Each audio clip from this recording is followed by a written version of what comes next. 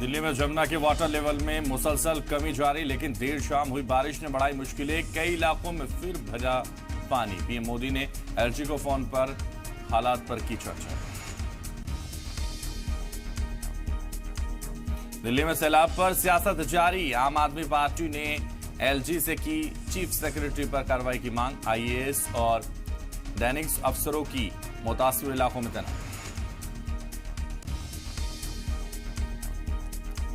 मुल्क की 20 रियासतों में आज बारिश का अलर्ट। हिमाचल, उत्तराखंड, असम में बारिश और सैलाब से हालात खराब। कुल्लू में अब तक 24 शव बरामद।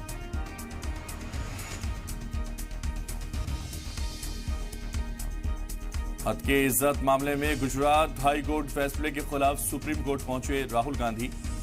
हाईकोर्ट ने मोदी सरनेम मामले में मिली सजा को मुअत्तल करने से इनकार कर दिया।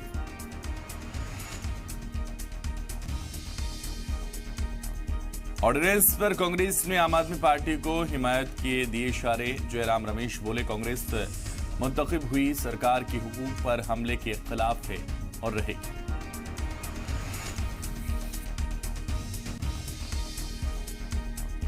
टमाटर की थोक कीमत में करीब 30% की कमी आई और कई रियासतों में नफाड सस्ती कीमत पर बेच रहा टमाटर। नई फसलों के सामने आने से कीमत में आ सकती है और कमी।